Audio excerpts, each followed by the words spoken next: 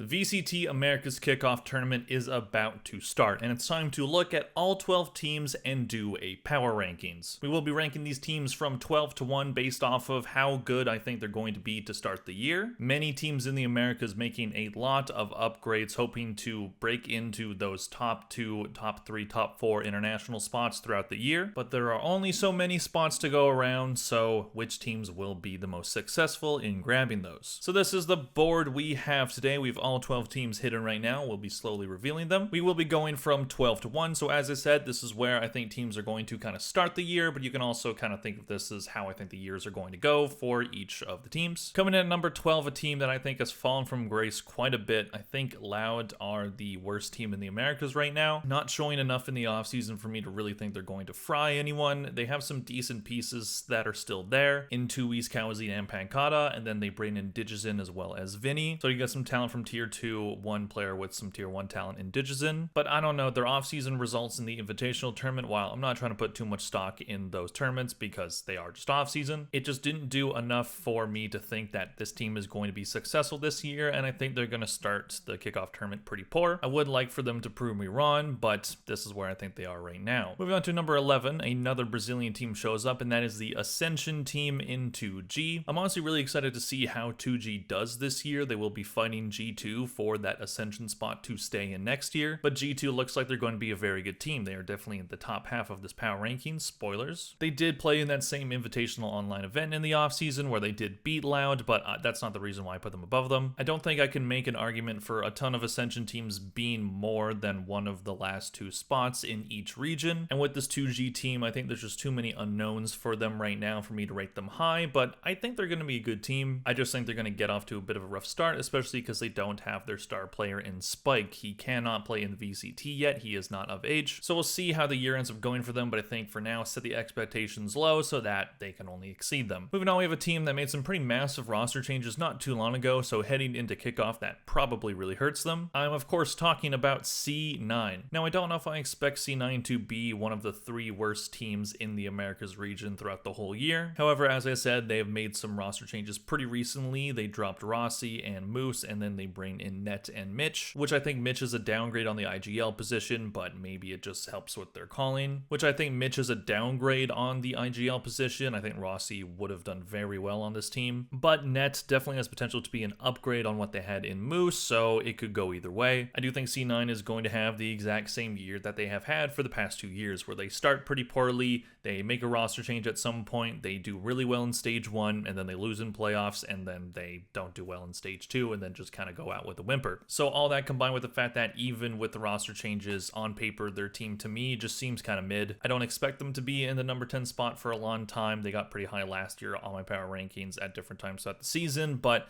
for now, I think 10 is where I put them. Moving on to number 9, we have a team that brought in 2 new players into the roster, and those pickups are pretty interesting, but not pickups that I think really catapults them into the top half of the board. So I definitely think they put together an interesting roster for this year. Ye coming in, I think him with Potter is going to be a match made in heaven. I think Icy is going to have a good year. He had a up and down year on G2, definitely not where G2 would have wanted him to be, but he definitely played his role well. And I think with Potter's coaching and a bit less pressure on him, I think Icy is going to do quite well. And they still have some interesting pieces in Derek. They have Nature as their IGL. They kept Superman, which isn't the best core of players, but Derek should be good for them. We'll see how their IGL position does with Nature. I do expect an improvement from last year. He was an okay IGL for the whole year, and maybe they could have upgraded on that position, but I think it's fine that they didn't. This team, I think, is going to be a team that maybe doesn't make it to internationals, but is able to upset some of the bigger teams looking for those international spots. That's basically where they were last year. But for now, keeping my expectations low, putting them at number 9. There are a lot of very good teams in this region, so they could move up, but for now, keeping them here. Moving on to number 8, we have a team that for most of last year, when I was doing my weekly power rankings, was in the bottom 2, bouncing around with another Brazilian team who isn't going to show up yet, but Furia is at number 8 for me. So there is some faith that after that solid performance at that same invitational tournament that all the other Brazilian teams attended, where they did win that tournament, that their strong performance at that tournament would would mean that they might end up being the best team in Brazil. They bring in Heat, who was on MIBR in 2023 and Crew in 2024, and he had a very good year on Crew. MW Zera had a really bad year last year, but could definitely have a bounce back. Bring in Rafa as your new IGL, so you're picking up from tier 2, could be a good pickup there. And you still have Havoc and Khalil, two players that definitely have skill, but are pretty inconsistent. So I decided that I could put a lot of stock in that invitational tournament and put them in the top half and maybe above MIBR, but it does mean that I didn't put them in the bottom 2 spots. If they had done poorly at that tournament, they would probably be at number 12 because they were there for most of the year last year. But I definitely think Furia has a decent roster this time around. They should be kind of fighting for those like 4th, 5th spots if things go really well for them, but they still are to me a bottom half of the Americas League kind of team. Heat should be able to get them some wins they otherwise wouldn't get, but for me, there's just, again, too much talent in the Americas for me to really put them that high. Moving on to number 7, we have a team that kept their roster mostly the same except for changing out one player, and that is, of course, 100 Thieves. Now, I might be pretty low on this team in comparison to other people in the Valorant community, but I just don't really see a lot to be excited about when it comes to this team. You have a roster last year that did do well at times. They had a pretty decent stage 1 during the regular like round robin stage, so they came in looking decent, but then they won the whole playoffs, so they made it to Shanghai, and they did get top 4 at Shanghai, but they were already in the playoffs, so they were already top 8, so how much stock can you put in that? Plus, they lost pretty badly to Team Heretics. And then their stage 2 was just pretty poor. They lost to Furia, they lost to Loud, they lost to Leviathan. They did beat Sentinels in the playoff bracket, but then they could not make it to the top 3 spots to be able to qualify for champs. So now they swap out Bank for Xander. To me, that just kind of feels like a lateral move. I think both of those players are pretty similar skill sets, so maybe 100 Thieves are able to go on the similar kind of stage 1 run that they went on, but I think we're going to get more of the 100 Thieves we saw during stage 2. They're pretty inconsistent. They definitely have some good pieces. Cryocells was a pretty solid player for them. EU had a really good year, a bit underrated right there. Boostio, at times he's a good IGL, at times he's getting like 1 in 14 on his scoreboard, which he doesn't need to be the one getting all the kills, but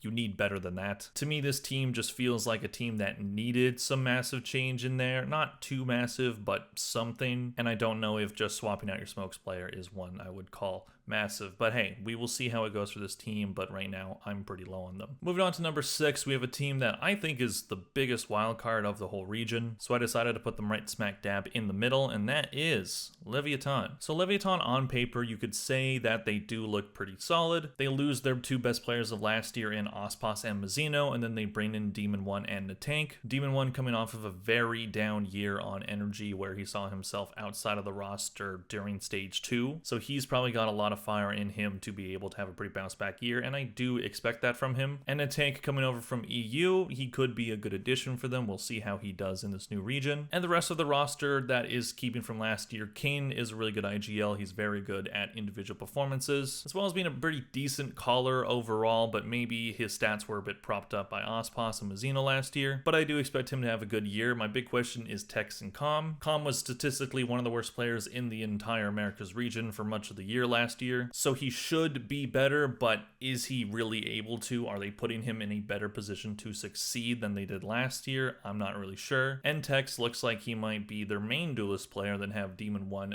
put on the controller role, which, I mean, that makes sense if you consider Tex past, where he was on the guard roster, where he was their main duelist player. That's why I was confused when Leviathan picked them up, because they picked up Ospas, a duelist player, and then Tex, a duelist player. But he did all right for himself last year. He definitely wasn't the weakest link in the chain, but we'll see how he does with this new team comp structure. There are some players here that need bounce back years, and to me that just feels like a bit too much like having to say that everything has to go right for them. If everything does, then they could be pretty dangerous, but I think putting them in about the mid-range is about fair for them, but we will see when it comes to Leviathan. Moving on, at number 5, we have their Latin American brethren in Crew. So Crew is pretty interesting to me. I have them a lot higher than what I originally anticipated putting them. Reactions on this new version of Crew seem to be pretty mixed. Some people thinking they're going to be really good, some people thinking that they're overrated. So it could go either way. I don't know if they're a top 4 team like they usually end up being at the end of each year to qualify for champions, but they still have some really solid players on here. Kesnet is probably the best Latin American duelist to play the game, but while I do really love his game a lot of the time, sometimes he's just inconsistent, and whenever Kesnet isn't going, crew's not going. They didn't have the depth last year to bring the team out of the muck when Kesnet wasn't performing that well, so hopefully he can find a bit more consistency. Shy was really solid for them last year, and Melsner, he stays on the roster. Up and down year for him, but it kind of depended on if he was the IGL or not. But now Adverso, one of their new additions is the IGL, and I think that was their biggest weakness last year, is that they kept switching who was IGL, Klaus, and then it was Melzer. It was just a big mess,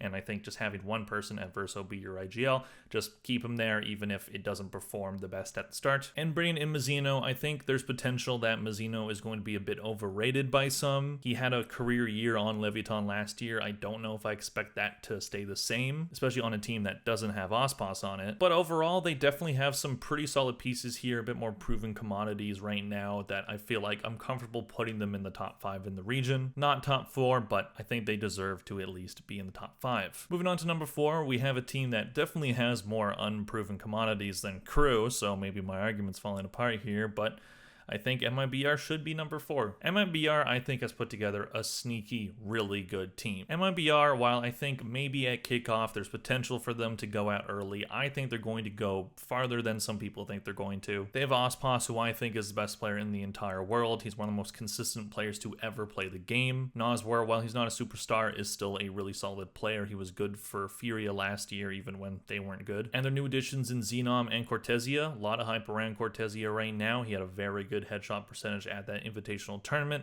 Don't expect that percentage to stay the same all year, but either way, it shows that he can really aim. And then you have Artsing, the only player that stays over from last year's roster, so with the pressure off of him, can he succeed? I think they're going to. I don't see a team that has Ospas on it not at least being top 4 in this region. I think it's fair to have some doubt in them because they don't have a ton of proven players right now, at least at the tier 1 level. I do think it's fair for people to not put them as high as I'm putting them because they do have 2 unproven commodities, but I think these players are really going to mesh. I think the coaching staff and everyone involved knows what this team's going to be, and again, it has Ospas on it. You can't really go wrong. This man's going to get them wins where people don't expect them to. Moving on to number 3, we have a team that maybe didn't have the offseason that they were expecting to, and that is Sentinels. I'm definitely a bit worried about Sentinels so far. Last year, they had a very good offseason that they carried into Madrid, being able to qualify for Madrid in the regional kickoff and then being able to win that whole tournament after a very tough run. And this team, by and large, is still very good. They have many of the players that they had the year prior. John QT, Zekin, and Zelsis, all 3 amazing players. And their new additions in both Bang and Narrate,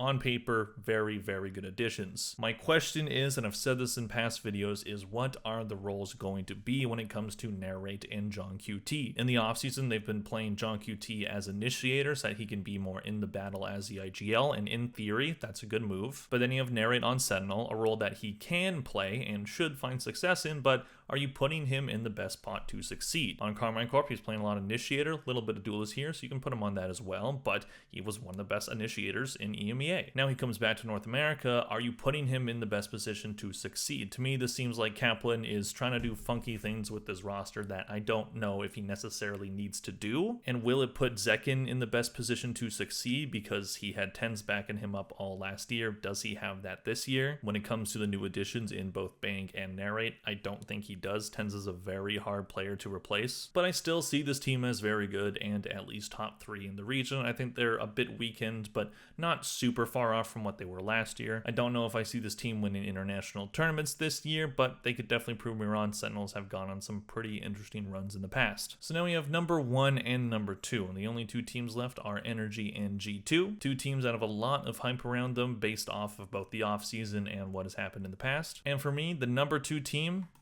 is Energy. Energy, I think, are going to be a great team. There is a chance that they are getting overhyped because of their offseason success, but it's hard to argue that that offseason success isn't evident of a team that should be very good. You have a new coach in Bonkar who brings over a player from his Oxygen Esports roster in Verno who looks like this team's best player. He's been absolutely frying everybody in the offseason, just dominating the server. And you also bring in Mata from MXS, one of the most sought after tier 2 duelist players in the offseason, so very good pickup there. To me, Energy learned from the mistakes mistakes that they had last year where they got rid of a lot of the roster, went big game hunting, trying to get the players from Evil Geniuses, and then they did, but it was just way too late in the offseason, and they didn't really think about how these players are going to mesh within the roster. This year, it seems like the complete opposite. They have built the roster around chemistry. FNS, Sam, and Ethan are still on the team, and with them being more experienced than their new players, they should be able to really help out those new, young, very talented players, which should get the most out of them, and in the offseason it has. They won the Super League tournament after all, which Sentinels won last season before they went on to win Madrid. So there are many different arguments that you can make for Energy being a really solid team. I'm just not there as number one yet. They could very well win Kickoff. There's a good chance they qualify for Bangkok, but for now, just because they're not super proven in Tier 1, at least as a full roster, this version of this roster has not played in the VCT yet, so I'm going to go with the roster that has. And that roster is, of course, G2, our last team to talk about, and to me, the best team in Americas heading into Kickoff. G2 do look really great. Now, they didn't play in a ton of off-season events as a full roster. They did play in the Red Bull Homeground main event. They did lose to C9, but that was in the top 4, and C9 always seems to make number 2 at that tournament. So I'm just kind of washing that away as some weird thing that always happens with C9 making it to that grand final. But G2, I think picking up Giacomo might end up being the best move of the entire offseason. He's exactly the player that they needed. They needed a star duelist that can play really up-tempo, really fast, and I think he's going to fit into this team system right away. And I think this team having the very disciplined, systematic version of play that they had last year, now you have that same exact thing, but now you can play a bit more up-tempo. You can play more aggressive. You have that space. You have that superstar duelist in Giacomo to create that space for you. And I think it's going to work very well for them and make them the best team in Americas heading into Kickoff. They still have such an amazing roster of Valen as one of the best IGLs in the entire game. Jonah P, fantastic year last year. Leaf, one of the best, most consistent Americas players, and then Trent, who should have a pretty solid season. This team looks absolutely scary from the outside looking in. I hope they don't prove me wrong, because I think this team has a very high ceiling if they make it to more international tournaments. So that is my VCT Americas power ranking heading into Kickoff 2025. Let me know in the comment section down below what you think of my rankings. What are your rankings? Please click like and subscribe if you enjoyed this video. Thank you all very much for watching, and I'll see you guys in the next one. Bye.